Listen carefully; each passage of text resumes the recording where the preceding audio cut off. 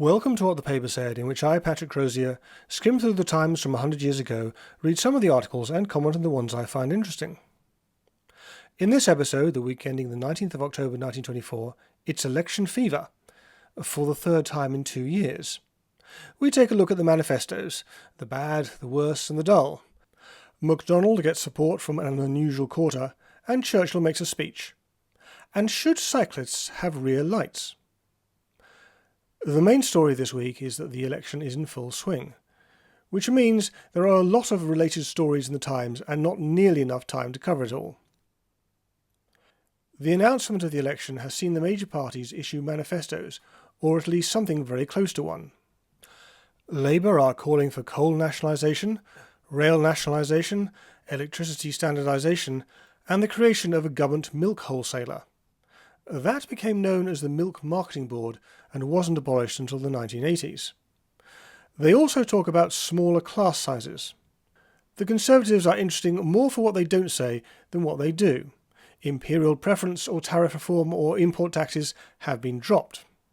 There is some talk of slum improvement.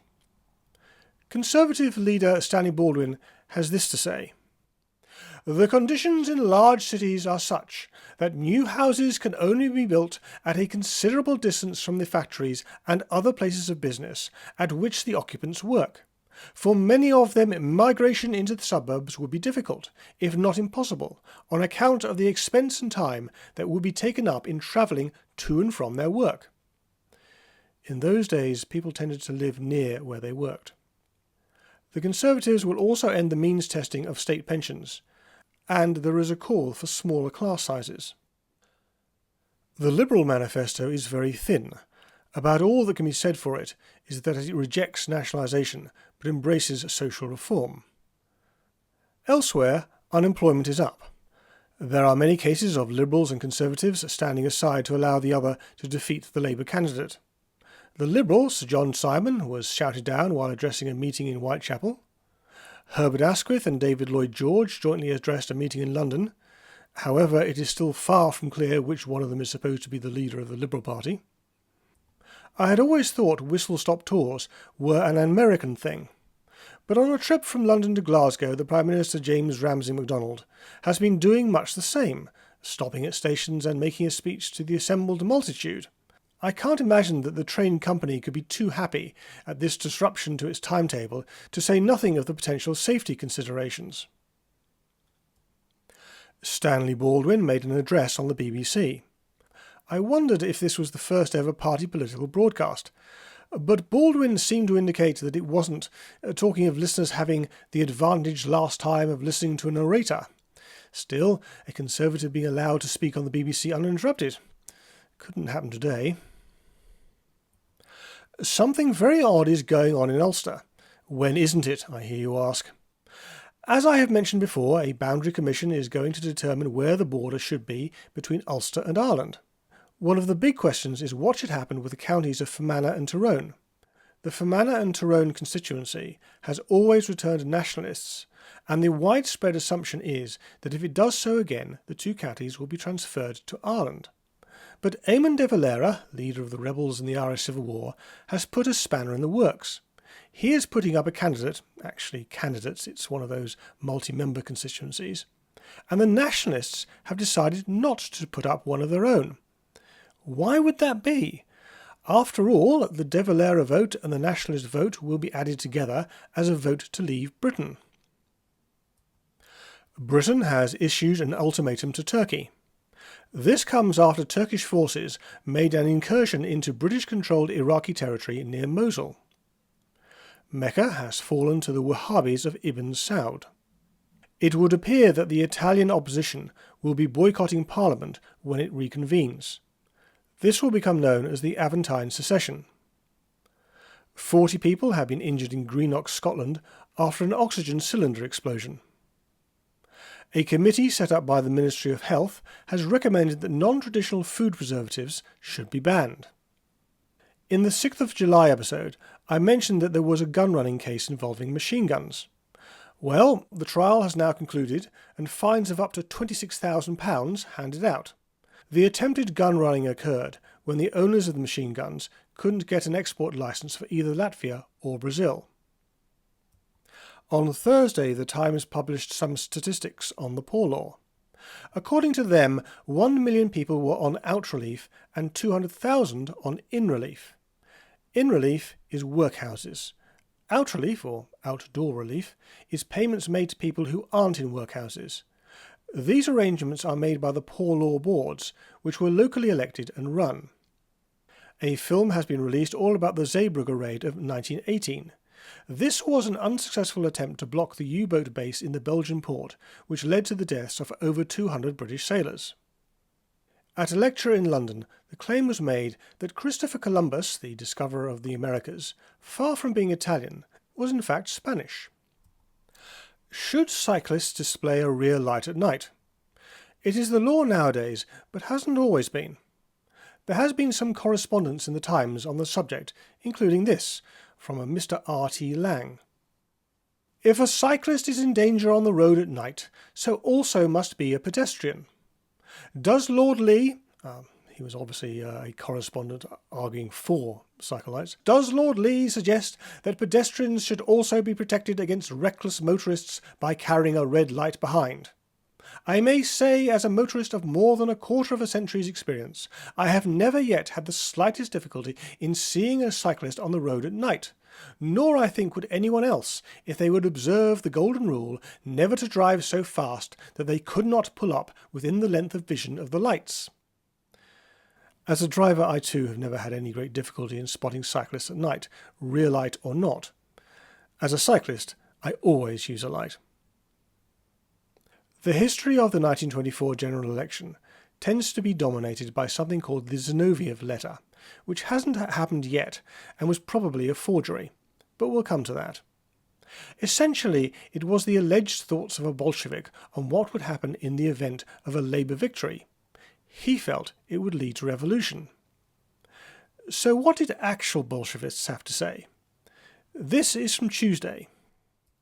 Steklov, the editor of the Izvestia, considers that the Labour Party has hardly a chance of victory. An absolute majority for Labour is more than doubtful, and even a considerable relative gain is unlikely. It is more probable that the Unionists will return to power, and possibly with a majority over all other parties. Radek thinks that Great Britain has entered on the stage of frequent elections. Wrong, and that the bourgeoisie must make the best of these tedious and expensive entertainments, and so mark time while the masses in Great Britain mature for communism. Whichever way the election goes, it will lead to communism. If Labour wins, an era of radical reforms must begin immediately, and if the Conservatives come into power, class hatred will increase and communism will be so aided. So it's good either way. This week, the leader of the Labour Party, Ramsay MacDonald, received some tongue-in-cheek support from Italy. The Popolo d'Italia, the leading fascist journal and the personal organ of Senior Mussolini, yesterday published a short article, the authorship of which could easily be guessed from its style. They mean Mussolini himself, don't they? The article, headed "The Ticket of Honour to MacDonald," explains that Mr. MacDonald really deserves to be made an honorary member of the Fascist Party.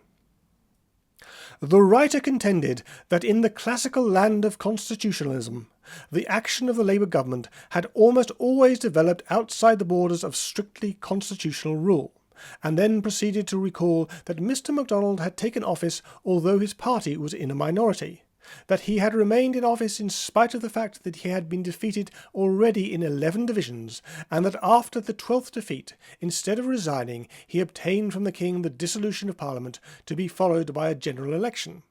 Naively enough, among the merits which the writer recognised in Mr. MacDonald as entitling him to be made an honorary member of the Fascist Party was his scandalous interference with the regular course of justice. Well, amusing as it is, I think Benito misses the mark here. Losing votes in Parliament and asking the monarch for an election are perfectly constitutional. But if MacDonald's actions in the Workers' Weekly case were scandalous, and that was reason to make him a member of the Fascist Party, what does that say about the Fascist Party? That they are in favour of scandals? With the election underway, The Times chose to reflect on Labour's short time in power. The 9 months Parliament, which was dissolved by the King on Thursday night, will have its place in history, not so much for what it accomplished as for the definite stage which it marked in the development of British politics. Well, true enough. The first Labour budget was claimed to be a success from Labour's point of view, in that it abolished or reduced various taxes which hit the working man and the middle classes, without imposing new taxes in other directions. Did it reduce taxes? I must have missed that. But from a broader standpoint, it was open to many objections. It abolished the McKenna duties, it failed to ratify the imperial preference duties, and it did little or nothing to reduce the heavy burden of taxation on industry. The McKenna duties were wartime tariffs imposed on luxury goods. To my mind, their abolition was one of the few good things the Labour government did. One of the principal indictments against the government during the election campaign will be its failure to grapple with the causes of unemployment. At the last election, the Labour Party had declared that it was ready to put into operation a constructive plan for dealing with unemployment, and the policy of doles was denounced as being a danger to the nation. For 9 months, the country has waited for the Labour scheme to materialise. Unemployment benefit has been increased, and certain irritations in the system of insurance have been smoothed away. But with a few trifling exceptions, nothing has been done to provide relief work, except that which had been prepared by the last government. The country is now faced with the fact that according to official figures, there are nearly 1,200,000 men and women unemployed today. And this week they're up again. The Housing Act stands as one of the most ambitious efforts of the first Labour administration. In the King's speech last week, the government referred to a 15 years uninterrupted building programme. But work has not yet been begun upon a single house under the Wheatley Act. Wheatley being the guy who was in charge of it. Had the Prime Minister not been so deeply immersed in foreign affairs, the disastrous episode of the withdrawal of the Workers' Weekly prosecution might have been avoided. A charge of sedition against the acting editor was launched by the Attorney General, who decided to withdraw it a few hours after Labour members had expressed their loud disapproval in the House of Commons. When the House met again on September the 30th, for the one object of passing a bill which would enable the Irish Boundary Commission to function, all parties agreed that the charge against the government of having interfered in the administration of justice was so serious that the matter must be discussed forthwith. On a Monday, the Times reported on Winston Churchill's address to the electors of Epping. Whether under a communist republic or an imperial warlord, whether under a Lenin or a Ludendorff, they have always been accustomed to submitting to tyranny. But this famous island is the home of freedom and of representative government. We have led the world along these paths, and we have no need now to seek our inspiration from Moscow or from Munich.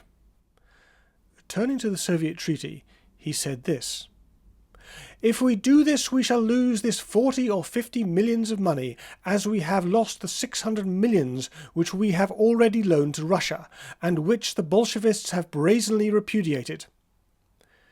£600 million. Wow, that's 26 ounces of gold for every person in the country.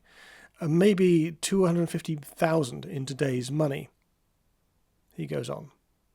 But far more important than the loss of money is the loss of honour involved in making ourselves responsible for the wickedness that is going on in Russia.